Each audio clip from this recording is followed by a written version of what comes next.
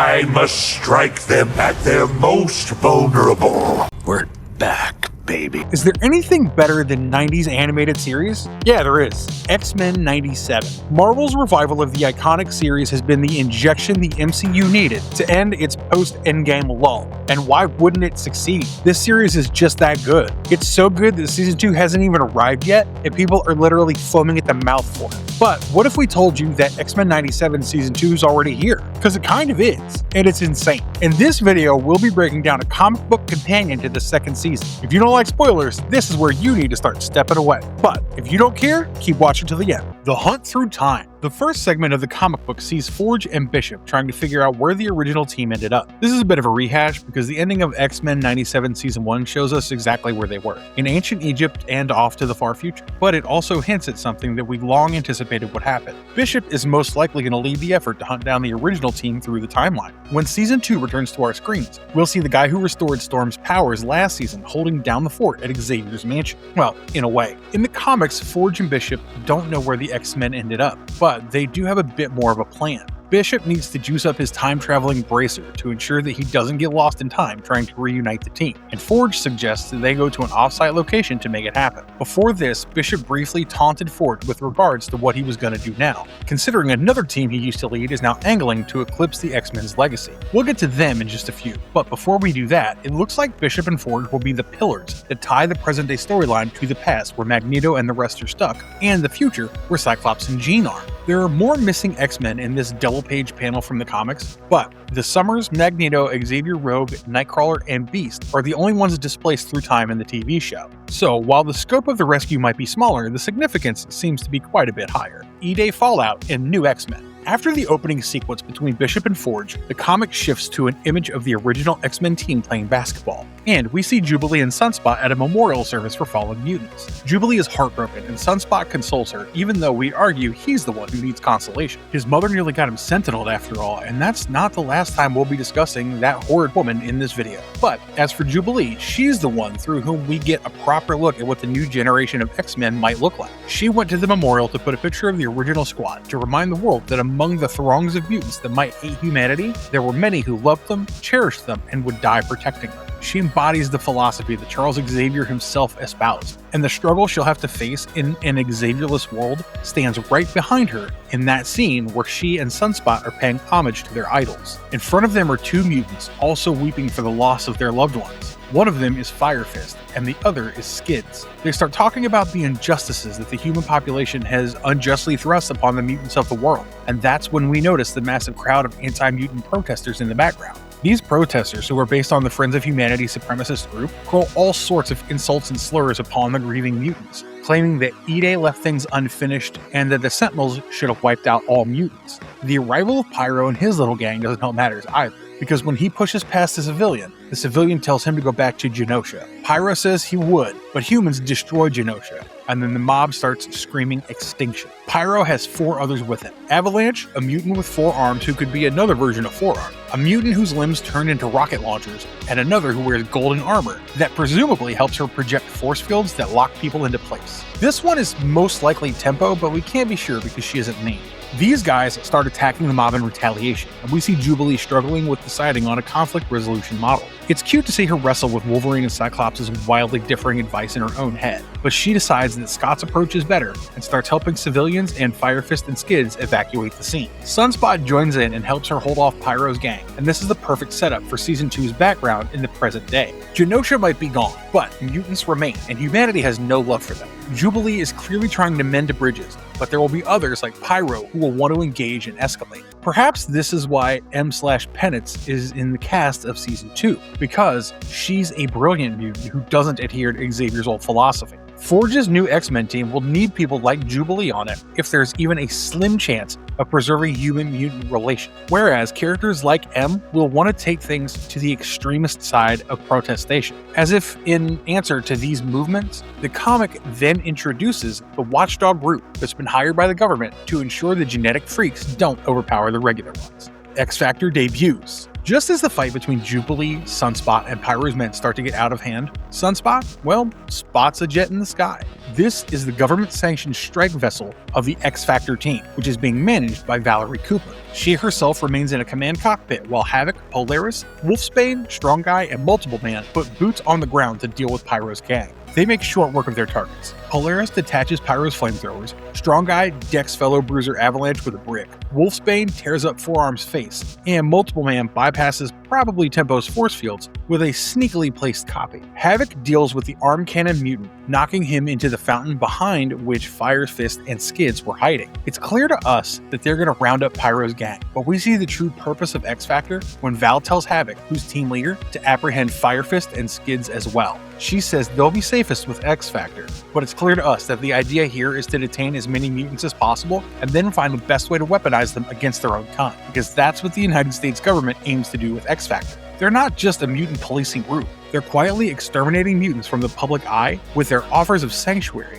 And we expect this to be a major plotline in the actual series as well. The entire reason that X-Factor was even included in Season 2 is because of its governmental roots and the fact that its hatred against mutants goes bone deep within regular humans. It's not just the mobs outside on the streets, it's the administrators within the walls who want to bring the population under control as well. They already tried exterminating mutants with the Sentinel program and everything they did in Genosha. But if mutants insist on persisting, then the government would rather make them work for it, not their individual aspirations or desires. This isn't a reconciliatory move in the same vein as Charles Xavier's attempt to cease hostilities between humans and mutants. It's a regulatory approach to ensure all mutant activity is actively monitored and engaged with through official channels. If you know anything about bureaucracy and secret agendas, you'll know that this is the long game approach to taking mutants out of the picture entirely, and that'll create interesting conflicts between several younger generation mutants within the present day storyline. We can almost see a polarity, jubilee, penance triangle of death, with the race of whose philosophy will win beginning shortly into the season. Also, brief side note, but it's also possible that the Weapons Plus program will be fed through the mutants that X-Factor rounds up, because Bucky Barnes is said to be a part of Season 2, which will feature a hidden tree of human experimentation whose roots go deeper than anyone could have anticipated. That would give X-Factor's presence in the story a lot more depth than being governmental lackeys paid to go against their own kind, and a chance at redemption for its young, most likely misguided members. The Mutant Cure. As X-Factor rounds up Pyro's gang and Fire Fist's duo, Jubilee and Sunspot flee the scene because they know they can't let X-Factor get them. If they do, they'll be forever lost to the government and its ambitions. So they run into the back alleys. Just as Jubilee starts wondering how they'll get out of this mess, a black limo pulls up, which Sunspot recognizes as his mom's. He runs up to it, she steps out of it, and then he gives her a massive hug because he's just so happy to see his mother. His mother turns that joy into ashes by disowning him, disinheriting him, and telling him she wanted him to die. She also briefly mentions that her company is working on a quote-unquote cure for the mutant gene, and that if he takes the cure, only then will Sunspot, aka Roberto da Costa, be allowed to rejoin his family. She then drives off as Jubilee contemplates blowing her tires out with her sparkles. Roberto tells her she doesn't need to take care of his mom for him because it's his fault he even got his hopes up. And we can't really comfort him here because he's right. He should have figured Mama doesn't have a place for him in her heart when she tried giving him up to the Sentinels, and Jubilee despairs at what they'll do next. She really has no clue where to go now that the X-Men are gone. And perhaps this is the intro point for Forge and Bishop to make contact with her. But what's interesting about this entire exchange is the fact that Mama DaCosta has made an investment in quote-unquote curing mutants, because that's a storyline that will instantly take people back to the original X-Men films. To be sure, those films also derive their storyline from the comics, where Dr. Kavita Rao discovers the biological agent that can overwrite the mutation that turns humans into mutants. Making the cure's discoverer, Angel's dad, and its source, a fellow mutant, was a gripping plot device that should have been explored further. But the angle this comic takes seems to be more in line with comics, and whether the cure storyline even shows up in Season 2 is debatable right now. One of the key figures in that entire narrative is Beast, and right now, Beast is in ancient Egypt. But even the introduction of the concept wouldn't be out of place in a season that aims to treat mutants as the problem and extermination as the solution, from the perspective of humanity. But getting back to the point, Jubilee's embrace with Sunspot is being watched from afar by the man around whom this entire season hinges, and that is Cable, Akaba Clan, and Apocalypse. Cable is the main connective tissue between the past, present, and future. Nathan Summers is the man whom Apocalypse's henchmen infect with a techno-organic virus, and in the present day, he looks like one as well. But in the future, where Scott and Jean are, he's much younger, and that's because of the time dilation effect. In this comic, the original Cable has been stalking possible associates to Apocalypse in the present-day timeline. He was hoping to show up at the memorial vigil, where he chanced to glimpse Jubilee and Sunspot's tender moment. Later that night, it's revealed that Cable's team, which includes Psylocke and Archangel, decided to abandon the subtle approach for something more direct. Instead of finding a link, they flushed one out by using the corpse of a member of the cult of Akaba to attract low-level mutants in Apocalypse's employ.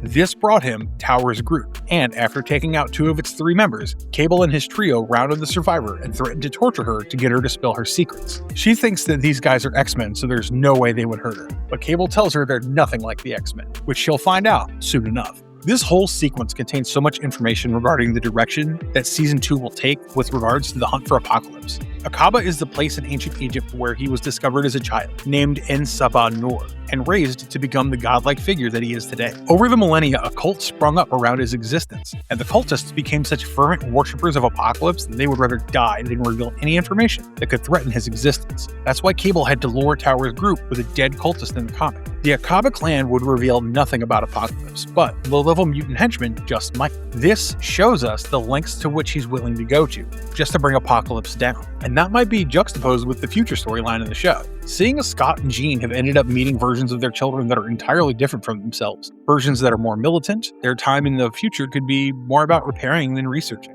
But in this particular issue, since Bishop and Forge haven't figured out where the X-Men are, the focus shifts to how different Cable is from his predecessors. Also, Psylocke and Archangel being his teammates is a bit iffy because both of these characters had been Apocalypse's horsemen at some point during the comics. But that's going to affect the show's storyline anyway. As of now, it looks like Apocalypse has chosen Gambit as his first horse, but rest assured, the show's version of Clan Akaba will help En-Saba-Nur find his other 3. Or they'll be acting as his mighty right hand in the future, being led by Cable's clone, Strife. Or they'll be present in all 3 timelines, as the string that pierces through each, holding them together. But in any case, the fact that Cable, Akaba, and Apocalypse will be inseparable in Season 2 remains unchanged. Potential Exodus storyline. Shortly after that whole business of Cable's crew not being X-Men transpires, we go back to X-Factor to close out the issue. Multiple Man is riding quadruple as he's on guard duty for the detainees. We have the more rebellious elements shoved into one van, those being Pyro, Avalanche, and Four Arms, and the relatively docile group containing Fire Fist, Skids, and maybe Tempo in another. The vibe between these 2 convoys is poles apart, with Avalanche threatening Multiple Man and Fire Fist and Skids only hoping for safety and salvation. Neither group gets what they want, of course, because the entire convoy is attacked by Exodus, who frees Fire Fist's group, has his henchmen deal with those Multiple Man copies, and then invites Fire Fist, Skids, Tempo, and Lethal Weapon to become acolytes in this new world order. Now, the Acolytes is an old organization in the X-Men continuity, specifically attached to Magneto. But in a world where he can't be found anymore, best believe his spiritual descendants will take up his torch, like Exodus seems to have done in this comic. In this show, this entire sequence might play out different, with people like Kid Omega getting involved potentially. That's because Exodus isn't one of the confirmed mutants/affiliates for Season 2, but Kid Omega and his ilk will fulfill a similar role. Mutant supremacists versus human supremacists with the pacifying presence of Jubilee's X-Men. That's the backbone of the present-day storyline for X-Men 97 Season 2, and this convoy attack could well end up being mirrored in the show with different characters. Even if the characters don't change and Exodus remains as the main springer, that won't change a lot of things because Exodus himself is affiliated with the Phoenix Force, which will rear its head in Season 2 now that Omega's involved as well. All this to say that a brand new age where diverse groups clash with one another based on differing ideologies and trauma is what Season 2 will be dealing with. And this issue of the X-Men 97 comic edition gives us the perfect setup and segue points for that. And we hope you enjoyed our breakdown and analysis of said issue, because this is all we've got for you guys today. Let us know your thoughts in the comments below. And don't forget to like, share, subscribe, and ring that notification bell for our channel to bring you more X-Men content. We'll see you guys with more mutagenic videos as soon as Season 2 drops. So until then, stay safe and have a great day. And don't you forget to stay marvelous.